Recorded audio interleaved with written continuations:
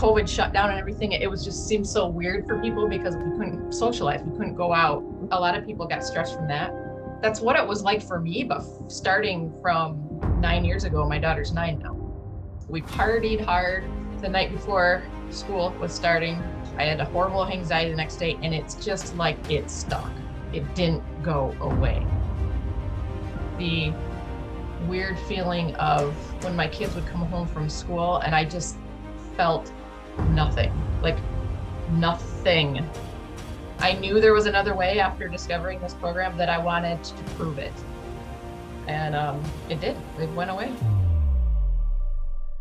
Hey everyone, welcome to the channel. This is Shiv here, one of the mentors at Bye Bye Panic, and I'm sitting right now with Tricia. Well, Tricia is one of the members that had excellent results. We're so proud of her and her progress and her recovery, her results, and we just wanted to share her with you here this evening. So, Tricia, it's all you. Okay.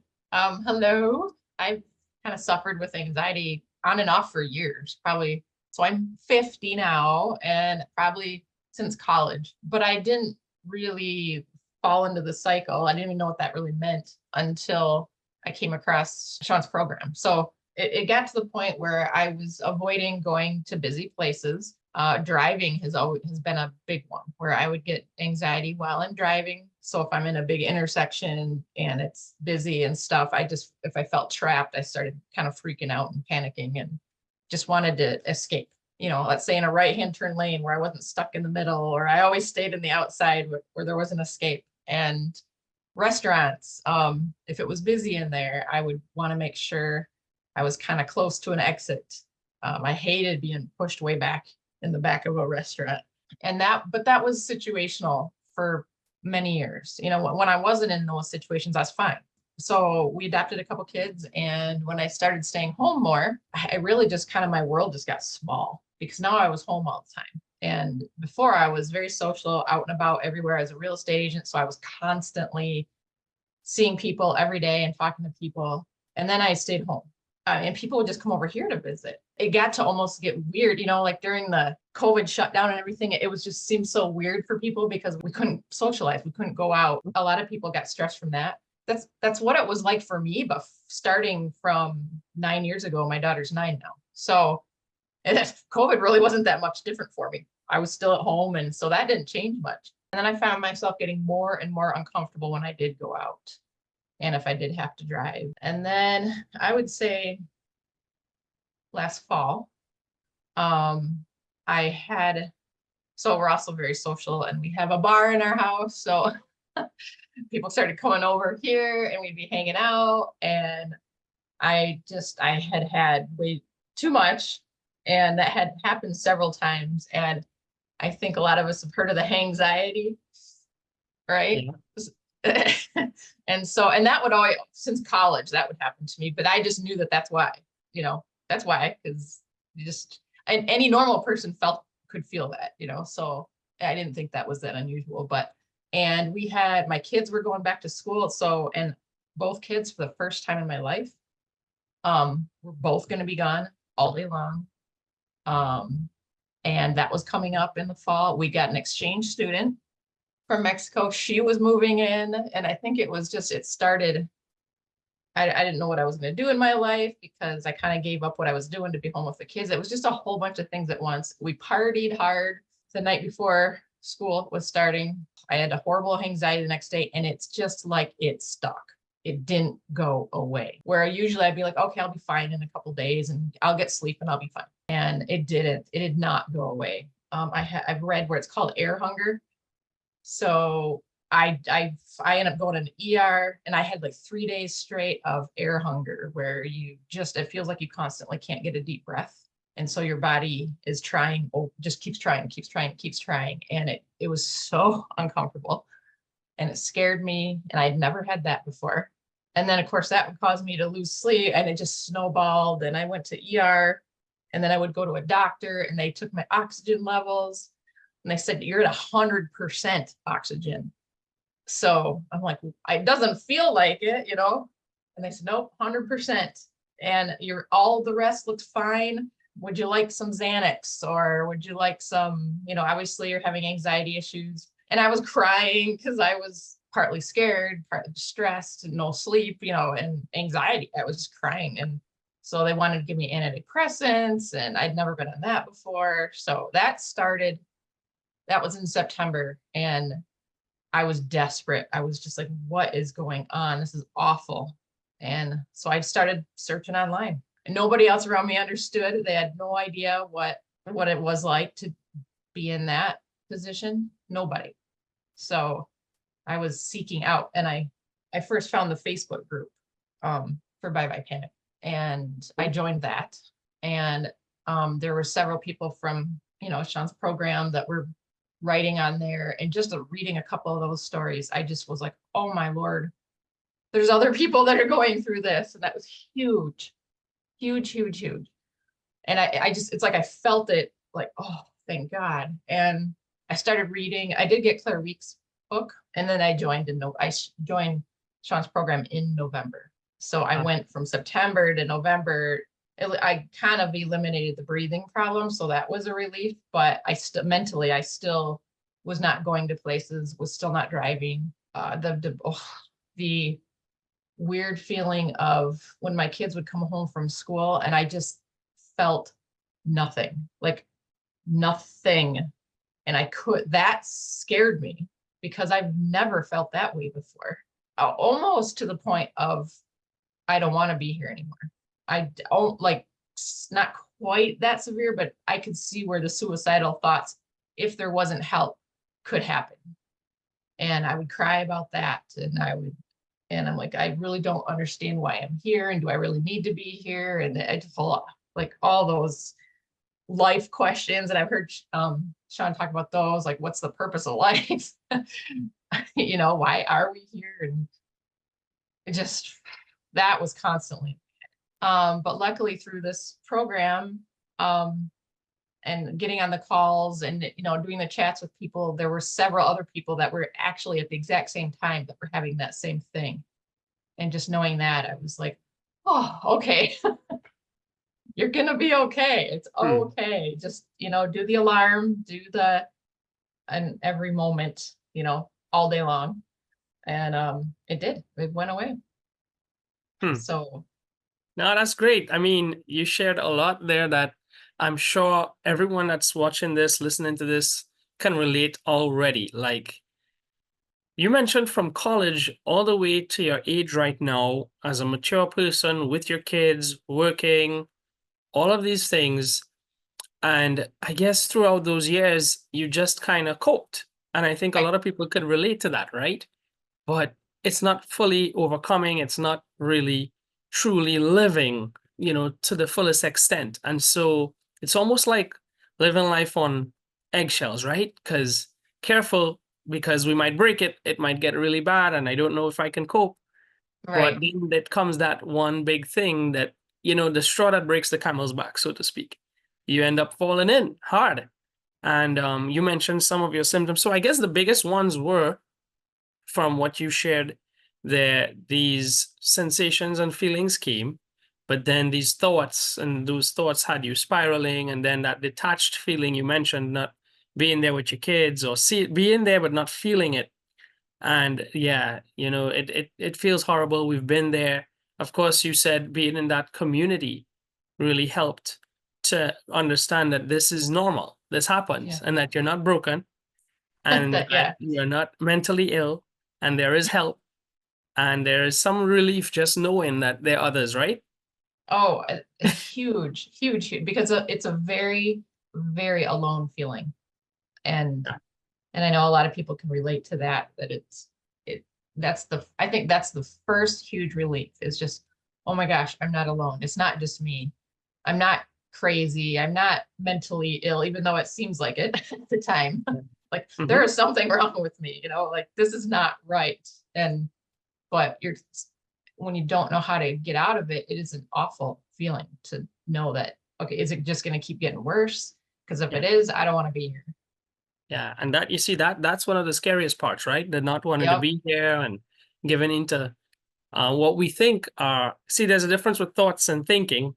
Thoughts not usually our own. So, we want to own them, and we think about, oh my gosh, I thought about this suicidal thought. Am I going to act on it? And then your mind, and that's, I guess, the intrusive thoughts, and then your mind actually starts picturing ways of how you would make that happen. And I'm like, Right. oh my gosh, I never thought of that stuff. I never ever thought of that stuff before. It was terrible, but I used to think, gosh, how could that person be so selfish? They've got kids, they've got family. How could they do that to their family? Hmm. And then when I started feeling those feelings, I was like, okay, if this is what it feels like, oh my Lord, those poor people. Like, Yeah. did Then they you start to just, relate. yes. Like, Mm. oh my gosh, I will never judge one again, ever. Yeah. Well, thankfully, there is help. And of course, you didn't act on those. And then you realize these were just thoughts that were fueled by anxiety and adrenaline and catastrophizing, right? Showing you worst case scenarios that Yes. definitely wasn't gonna do it.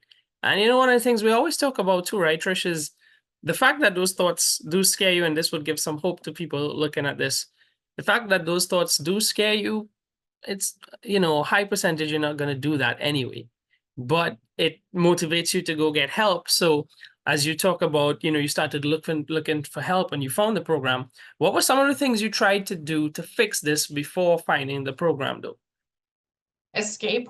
I would, I would just avoid. I would just, okay, I just wouldn't go to the restaurant. So my husband started, he loves to go out to eat. And so he started taking the kids and just almost even quit asking me to go because he knew I'd just say, no, I can't. I'm too tired. I just make up excuses, but they were all, I'm too tired. I'm not feeling good today. You guys go ahead. And it was all, I mean, that went on for probably a year straight. I can still live. It's not really living life. I can still live Hmm. without me having to do those things, going to the grocery store and stuff. So, because he would take care of that side, but I know he wanted me with him. And I know the kids would get bummed, like, Mom, I wish you would come with us, and I'm like, no, sorry, I'm not feeling good. I'm not. Yeah. And after a while, they kind of just gave up on me. Like, I guess this is how it's going to be, I guess. And Hmm. so yeah, I just avoided all the time.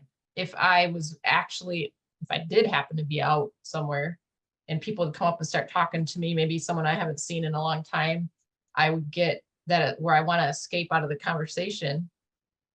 Like I would start feeling little like weird little dizzy zaps kind of when they were talking to me. And I'd be Right. like, so I started making excuses that I had to go to the bathroom, or I would look at my phone. I've heard other people doing this too. You look, oh, I've got to take this. And Yeah.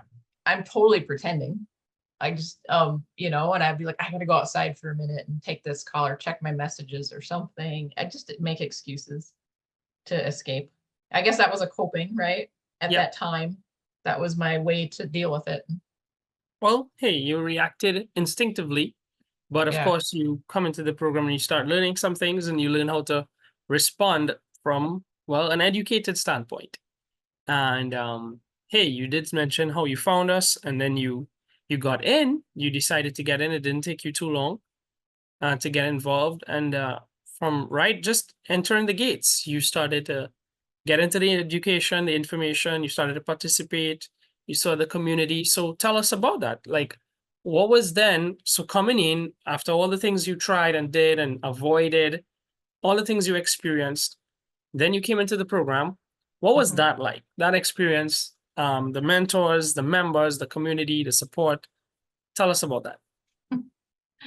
I lived in the school, in the platform, the school. I was there all the time. I was reading and everybody's posts and going back and watching the videos and the modules, and just I couldn't get enough. I was just constantly in there. The comfortable part became being in the community, and that's where I wanted to be. That's just all I wanted to do. But then someone had told me, like, don't make that your priority, right? And don't make that necessarily your coping skill at the time. Go in there, read, and do that stuff, but then get out and go start living life. Hmm. And but yeah, yes, I was for days. I was that's just where I wanted to be. So I was soaking up as much as I could. I suppose, again, finding a community that finally understands you is Right. what felt comforting, and it felt like home finally. My Because, people, right? It's my right, people. right, because you feel so lost. So that's what happened. But yeah, being careful not to use this stuff as a crutch. And again, that's why we have great mentors, because they would Yes. have given you perspective on how you use this information, how you interact with the community, and how you get back to living all Yes. together. That was Yeah. a very good lesson to me too, because yes, that you, even though that's information is there and it's there for us and it's for us to plug in with you guys as mentors and the other people in the membership, that it's just, you still have to live life. Yeah. And that's also equally as important in recovery. It's Agreed. just, yeah, you can't just sit there and soak it all up, but then not go and apply it anywhere. So, Exactly. So it means yeah. that it doesn't matter what program we do. If we join a gym, we have to apply ourselves if we want results. Right. We come into Yeah. a program like this, you got to do some work, right? You have to. And it's scary at first and it completely sucks at first. So there's nothing comfortable about it whatsoever. And it's natural, I think, to question like how long do I have to do this? How long do I have to, I feel like I've been doing this for days and days and Right. alarming and alarming and alarming. And that is a lot of practice in itself. And I know that time, and I've heard a lot of other people say it too. They just want to know, how long am I going to be Yeah. in this? And you really do have to push that aside, just not worry about the time. What was your motivation then? Like, what was your why or your motivation that kept you consistent doing that work? Because look, you got started in November, right? And here we Mhm. are now, in 24, June 24, which is not that long. So No, you did really well in your recovery, really quickly, actually. For someone who struggled for years, you're talking about years. decades. The mentorship from various, I know Shiv, you and I had a couple mentorship meetings, and Yeah. the calls, I was on a lot of your calls and a lot of Jeff's calls, Hmm. and just hearing the one that really sticks in my head is, do the actions now regardless of what you feel like. It doesn't matter, just do it. So it's do the work now, feel better later. Do the work now, feel better later. Alarm now, feel better later. Every little task became, in the beginning, became, I mean, the tiniest little task would feel overwhelming, like just so overwhelming. Like I never really just laid there because it was too uncomfortable to just lay there, but I didn't feel comfortable doing anything else. So it was like in this frustrating, caught in the middle of those feelings, but it'd be like, all right, laundry needs to be done. And the thought of doing, even just putting clothes in a basket and going downstairs to the laundry was so overwhelming. And the feelings were just awful. The physical sensations were awful, but it's just like, nope, do the work now. So think about it. Yep. Am I feeling anxious? Yes, I am. Okay. I recognize it. I understand it. I'm going to keep going regardless. So I'm going to put that load of laundry in, and I'm just going to work on one little small task at a time. I mean, the whole rest of the house could be like a bomb went off in it. Right now, I'm just focusing on this one basket of laundry and get that done. And take those feelings with me. I'm going to feel anxious doing it, but I'm going to do it anyways. And just every little small task, I just felt the same way. And I just thought those same thoughts. Yep, it's anxiety. Yep, there you are. Yep, I feel you. And then it got to the point where I'm like, oh, hello, anxiety. There you are. Right? Okay, guess what? We're going to do laundry now, or we're going to, and it just, it's almost like it becomes a thing that you're talking to. And I don't know, like Yeah. this No, you're right. person within me that I'm Right. talking to. Like it has its own identity. Yeah, you definitely are describing that transformative process. And Mhm. but you did really well. You mentioned staying consistent with the work, knowing what you really wanted, and interaction with the community and the mentorship that really helped you. So what would you say then to someone who might have been just as lost or confused, struggled for years, coped for years, in your case, decades, Because when you go through something for decades, sometimes you really feel like this is it, right? Like maybe there is no hope. How can someone that struggled for decades, maybe someone who struggled for less has a lot more, of a chance than I do, right? Right. But we know that's not true. But what would you tell that person who, a younger version of yourself, or someone who's looking at this? What would you say to them? To not run from it, because that's the only way I knew cope. It's just the only way I knew how to cope. And every time I felt uncomfortable like that, I just ran from it. And instead of facing it and accepting it. So that acceptance of yep, you're there. And knowing that it's truly not going to hurt you.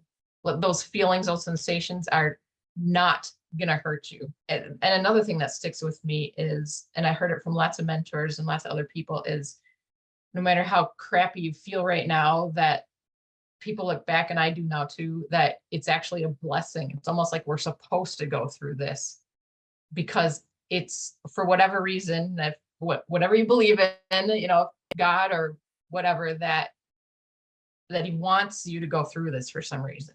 And instead of this, why me? Why is this happening to me? It's a no, I'm supposed to go through this. For some reason I am, and I'm going to get stronger through this. And so I looked at a lot of inspirational things too, just to keep my mind in that frame. And I mean, outside of this mentorship program, but also within it, and believing it, listen to people that have been through it for sure. I knew there was another way after discovering this program, that I wanted to prove it. You're better off for it if you can get through it without, actually. And you So did. And you yeah, actually did. Yeah, yeah. That they can do it with the right help. And in closing remarks, because you really did a great job of, I'm sure, relating to lots of people, and giving them hope. If someone were to decide to get involved in the program, what would you say to them? you're absolutely in the right place. You're gonna love it here. Even though I'm confident without the program, I actually miss this community. Because you will realize that these are your people, and everyone's there to help you. And that it's just priceless. I mean, it's just absolutely priceless. It's the way to go. I mean, I don't even know how to, leaves me without words, because it's just so good, and you just have to see it for yourself. And the Facebook and stuff, if you go into that group, you will see people in there that have used tools from this program, and just see that it really truly does work, and there is hope, and it's true, you're not broken. Well, that's really great. I'm really thankful for you taking that time and sharing. Again, I know it would have helped a lot of people on here. For folks who are looking at this and want to know how you can work with us, we're gonna put something in the description and the link that you can get in touch with us. Tricia, it was so great being here with you. Thanks for what you shared. And yeah, guys, Thank you, you Shiv. wanna be as great as Tricia is, and she did so great here. Got some really awesome people to work with. So we'll wrap it up here. And yeah. Thank you, Shiv. Yeah, thanks for all your help and all the mentors. And it feels good to truly start feeling happiness again.